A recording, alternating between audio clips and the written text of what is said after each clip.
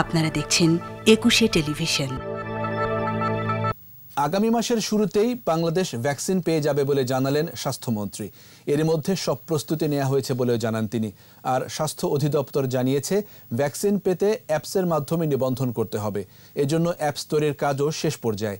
এদিকে করোনায় দেশে দৈনিক শনাক্তের হার নিম্নগামী। ২৪ ঘন্টায় শনাক্তের সংখ্যা ৬৯২। সহকর্মীদের সহায়তায় বিস্তারিত জানাচ্ছেন স্মৃতি মণ্ডল। স্বাস্থ্য অধিদপ্তরের তথ্য অনুযায়ী করোনায় ২৪ ঘন্টায় আরও ২২ জনের মৃত্যু হয়েছে। এ নিয়ে ৭,৭৫৬ জনের মৃত্যু হল। ১২,৯০৮ জনের নমুনা পরীক্ষায় নতুন শনাক্ত ৬৯২। গেল কয়েকদিন ধরেই কমছে সংক্রমণ হার। ২৪ ঘন্টায় শনাক্ত ৫.৩৬%। নতুন ৭৮৫ জন সহ সুস্থ হয়েছে ৪,৬৬,০৬৪ জন।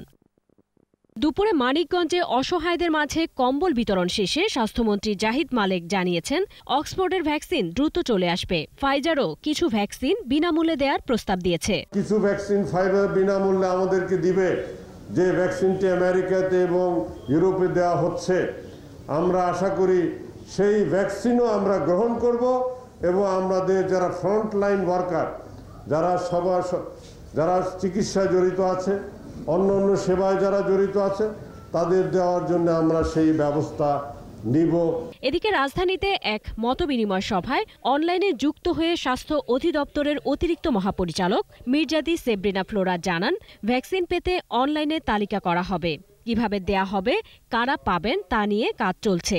তালিকাভুক্তির ক্ষেত্রে আমরা আসলে অনলাইন রেজিস্ট্রেশন সিস্টেমে যাওয়ার কাজ করছি এবং আমাদের যে অ্যাপটা তৈরি করা হবে সেটা প্রায় সম্পূর্ণ পর্যায়ে। তো সেই দিক থেকে আমাদের এইটা হচ্ছে এই দিকের অগ্রগতি। ভ্যাকসিন দেওয়ার পর পার্শ্ব প্রতিক্রিয়া হলে কি ব্যবস্থা নেওয়া হবে সে লক্ষ্যেও কাজ করা হচ্ছে বলেও জানান সেব্রিনা ফ্লোরা। স্মৃতি মণ্ডল, ২১শে টেলিভিশন, ঢাকা।